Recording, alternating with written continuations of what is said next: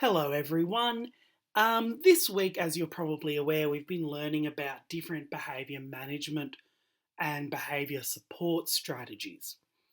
Now, this week, we're going to spend some time looking at collaborative proactive solutions, which is a framework that has been developed by Dr. Ross Green. So, before I get into the reading for the week, I'm just going to remind you about some of the disabilities that can often be defined as behavioural disabilities, and talk about some of the unique challenges that we might have when it comes to teaching these students. So, you have to be aware of ADHD and ODD. So, ADHD can involve things like difficulty with organisation. So, another way of thinking of that is executive functions. So, difficulty with timetables, difficulty with even organising their desk and getting ready to learn. Students with ADHD, they might need a little bit more time just to get to the right page, even in the textbook, or to get their books out or their computers open. They also have some difficulty regulating their attention. So, students with ADHD can experience things like irritability, and they might have a tendency to get up from their chair and move when it's expected to sit, or even difficulty following directions.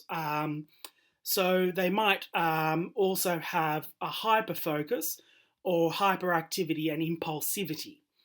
ODD, on the other hand, is more about opposition.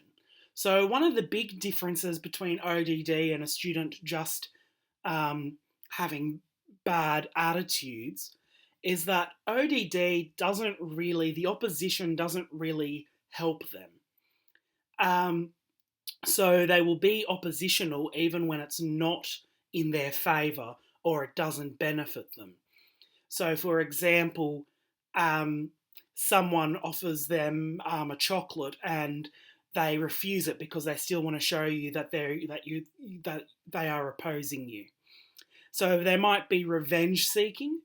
They might often blame others for their mistakes, disregard for rules, sometimes aggression, purposefully might annoy others to try to get back at them, and they might argue with authority figures and uncooperative. And some of these things in the middle are things that both ADHD and ODD students might experience, such as stimulus. They might need a stimulus. They might be irritable.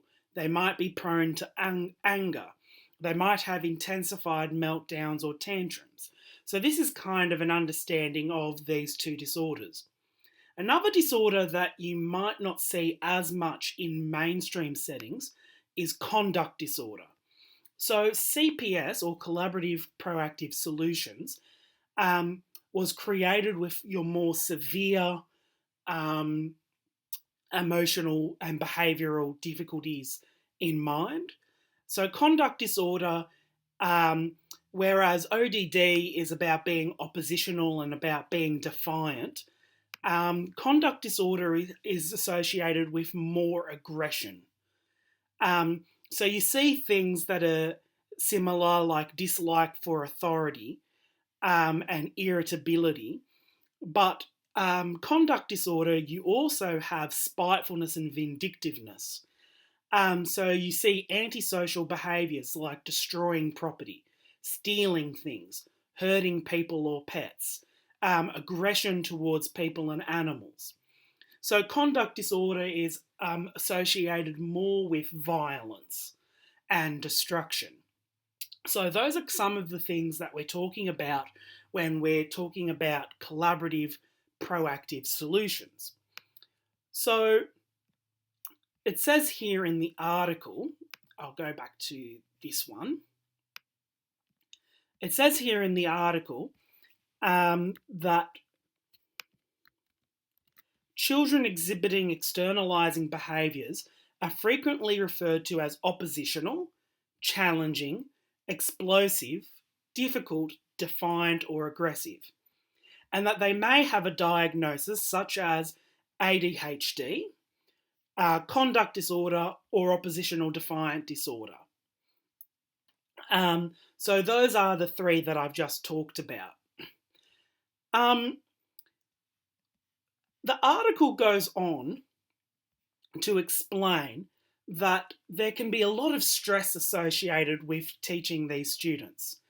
When it comes to inclusive education, we know that teachers are most willing to include students that have disabilities such as vision impairment or hearing impairment, where there's not attitude and there's not opposition. But this is exacerbated when teachers are not adequately trained as well. But the costs of this can be significant, especially by the time you get to juvenile detention centres, where you have students with really severe difficulties. One of the main points of collaborative proactive solutions is that the methods, including point and level systems, quiet rooms, and physical restraints, are typically believed to help patients, but there's a lot of evidence that it might actually heighten aggression. So basically, the typical things that we do, like in a mainstream school, like putting students on detention, having a point system where they get stars, these sorts of things don't tend to work for students that have conditions such as ADHD and ODD that are a bit more complex. One of the problems is that behavioural theories tend to suggest that children learn to behave disruptively because those behaviours get them something. So a child acts in a way that is disruptive because they want attention, or they act in a way that's disruptive because they want to get out of work.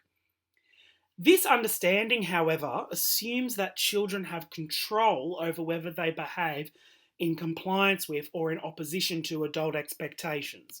So, one of the things that's a problem in a lot of behaviour management strategies is that it doesn't take into account students with ADHD and ODD who may not be able to control some of their impulses or may not have the skills needed to be able to behave.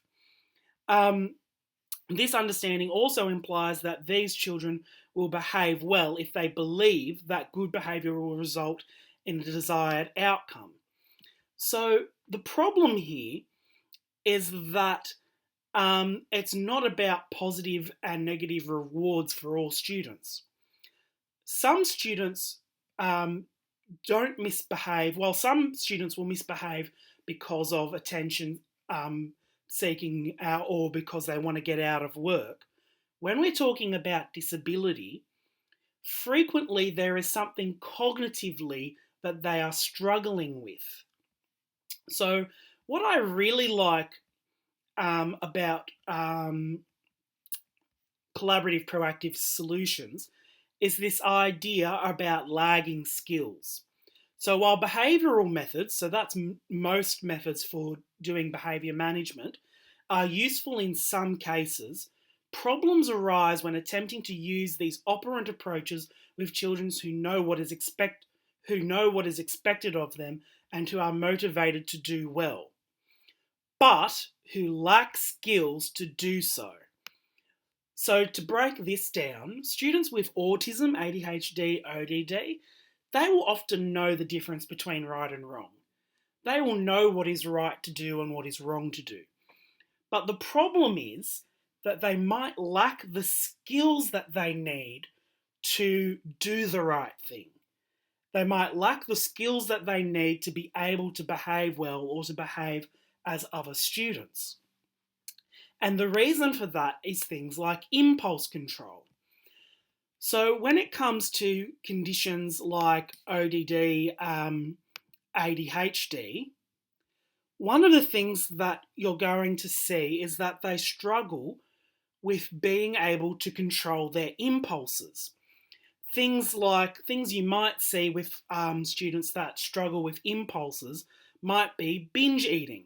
Um, in adults, you might see shopping, hypersexuality, um, hypersensitivity to reward, uncontrollable repetitive behaviour, impaired quality of life. So these are all these things that you might see when you have impulse control. So some of the things I've seen in the classroom is that a student might just start tapping their pencil on the table, and they just don't think about it. A child might push another child because they think it'd be fun, and they just don't think about the consequences that comes with that. And that's because they have impulses that they struggle to control or struggle to regulate. Then there's also things like frustration tolerance, flexibility, and problem solving. So, one of the things we talk about in zones of regulation are unhelpful thinking styles. And this is also something that psychologists talk about. So, lots of students with autism and ADHD will have these unhelpful thinking styles that makes it really hard for them to regulate. So, things like all or nothing thinking. So, that's sometimes called black and white thinking, which is when you're thinking, if I'm not perfect, I have failed, or either I do it right or not at all. And you see this in class if a student sees an activity, such as, let's say, we're doing art and you're drawing a picture. A student looks at a picture and thinks, that's too hard, so I'm just not going to do it. And they've got this all or nothing mindset where they're thinking, I can't do it, so I won't try. Then you have mental filter, which is some students will filter out anything that's positive and only remember stuff that's negative. And that's part of their diagnosis. They can't help that. Although we can get strategies to fix that. Others is things like catastrophizing, where this is where you're blowing things out of proportion, or inappropriately blowing something up, or inappropriately shrinking something down. So there might have been one comment that was made all day that was negative, and they just hyper focus on that one problem. So these sorts of things that we think about are the things that students with ADHD and autism might experience. Another one that I've seen a lot with students with autism is this is my fault, personalisation.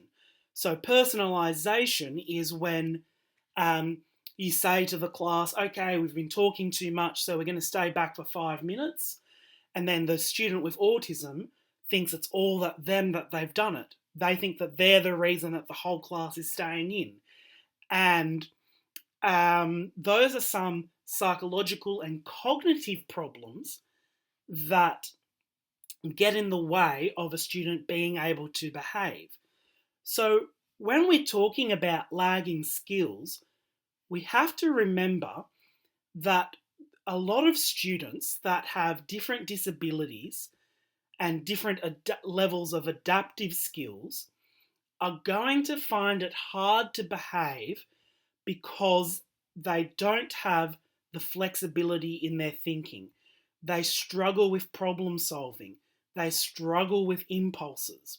And this is why we do strategies like giving students visuals to help them remember the rules. This is why we do things like talk about flexible thinking strategies, where we help them to imagine different situations and help them to imagine better solutions. So further down, it says, in order to meet adult expectations, a child must have an adequately developed set of cognitive skills. So this is thinking skills allowing him to accurately comprehend and interpret the expectation. So if you have ASD and you struggle to read people's faces, you're not going to know when you're making someone angry. So a typical lagging skill might be they have difficulty reading people's faces or difficulty understanding someone's emotions. So if they don't have that cognitive skill, that's going to cause problems and it's going to be really hard for them to act appropriately. So it also says to flexibly respond to different expectations in different situations. So the philosophy of CPS is that if a child is lacking one or more of these skills, he or she will be unable to respond to the demands. And that as a result, maladaptive behaviour such as defiance or outbursts will ensue. So if you don't have the skills to manage your emotions, if you don't have the skills to navigate social situations, it's going to turn into outbursts. It's going to turn into difficulties. And so CPS is about let's work out what are the lagging skills? What are the things that the student needs to learn? So earlier it talked about behavioural theories. And behaviorism tends to say, they're doing this for a reason, they're trying to get attention, or they're trying to get out of work. Maybe they're just lazy, or maybe they are just rude. But the CPS strategy says, well, hold on, wait a minute. It might be that they don't have the skills to do what you expect them to do. And what we actually have to do is teach them the skills that they need to be able to be successful. So this is called identifying lagging skills. So the article says it is first necessary to identify the demands or expectations that trigger externalizing behaviours. So we have to work out, similar to zones of regulation, we have to work out what are the things that are triggering behaviours. The focus is on identifying the demands that trigger the behaviour. Once a list of triggers is identified, the caregiver or clinician can use this list to inform a hypothesis to try to work out what their lagging skills are. And that's part of the detective work. So this section here, I want you to read this. It talks about the idea of having a plan A, a plan B, and a plan C. So read through that and find out what those are. But the main thing that I want to focus on right now is that in a plan B, the first component of a plan B is when you sit down and solve problems with students, is that we need to start by gathering information to gain a clear understanding of the child's concerns and difficulties. So one of the things that we are doing as teachers is we are constantly collecting data.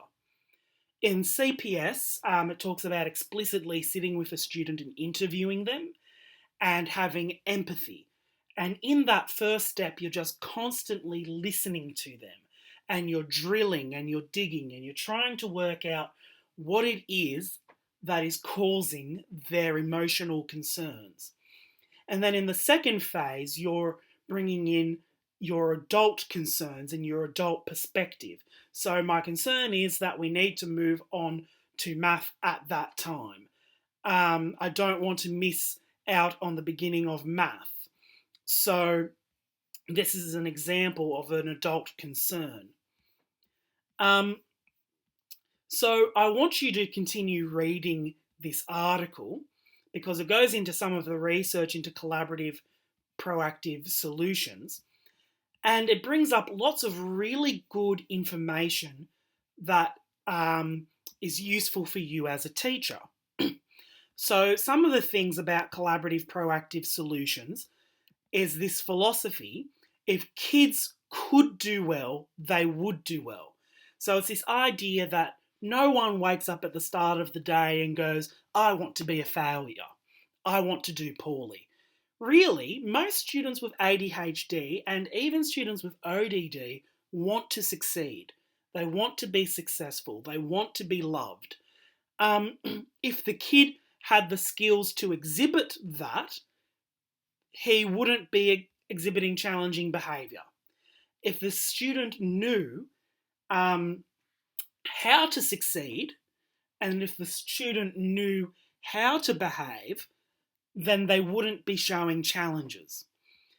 And the other thing is in the philosophy is that behind every challenge is an unsolved problem and a lagging skill. So it's this understanding that there are unsolved problems that students haven't fixed, and there's lagging skills where students haven't been able to learn what they need to do to act successfully.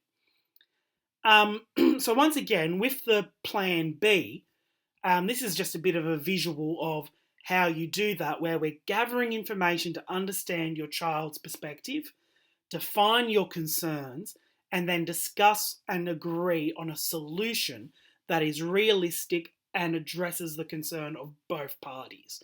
So it's about being collaborative. So this is just a little bit of a taster and a bit of an introduction to collaborative proactive solutions. I've listed quite a few other articles written by Ross Green and from also a research project from Dale. So make sure you read those and get a bit more of an understanding of how you can get trained or how you can use this way of thinking.